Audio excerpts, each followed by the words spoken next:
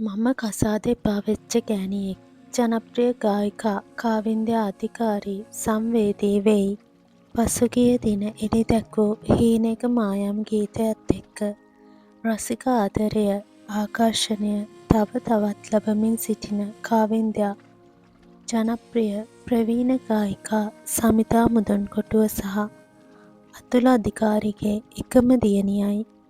තම මවගේ විවාහය දෙදරා යාමත් ඇය ලාබාල තරුණයෙකු වූ චිරන්ත හා විවාහ වීමත් එක්ක සමාජයෙන් එල්ල වූ චෝදනාවන් නිසා බොහෝ කලක් කලකිරුණු තනිකඩ ජීවිතයක් ගත කළ කාවින්ද්‍යා පසුව ගිටාර් වාදන ශිල්පියෙකු වූ දනිඳු පෙරේරා සමග ඉතා චාම්මාකාරයෙන් විවාහ දිවියට ඇතුළත් වුණා. කාවින්ද්‍යා මේ ගැන පවසන්නේ මේ ආකාරයෙන්. මං හැමදේම මුලින්ම කියන්නේ අම්මිට. අම්මි හැමතිස්සෙම මට බාධා දාන්නේ නෑ.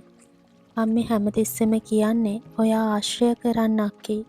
ආශ්‍රය කරලා බලලා ඔයාට හොඳයි නම් මෙච්චරයි.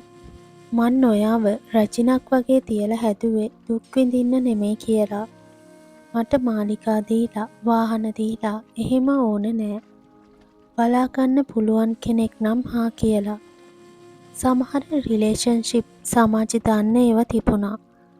ඔහොම කාලයක් ගිහින් දනිඳුව හම්බුනාට පස්සේ මට ඒ ආදරේ දැනුණා. මොකද මම බඳින්න හිටපු කෙනෙක් නෙවෙයි. මට කසාද එපා වෙච්ච කෙනෙක්. මං අම්මිට කියලා තිබ්බේ සෝරි මගෙන් කසාදයක්වත් ළමයි කිසි දෙයක් බලාපොරොත්තු වෙන්න එපා කියලා. මොකද මගේ ජීවිතේ රිදෙන්න ඕනි උපරිම රිදිලා තිබුණේ. මම අඬපු හැම කඳුලකටම දෙයියෝ දීපු තෑග්ග තමයි මගේ මහත්තයා යනුවෙන් ඇය සංවේදීව පවසා සිටිනවා.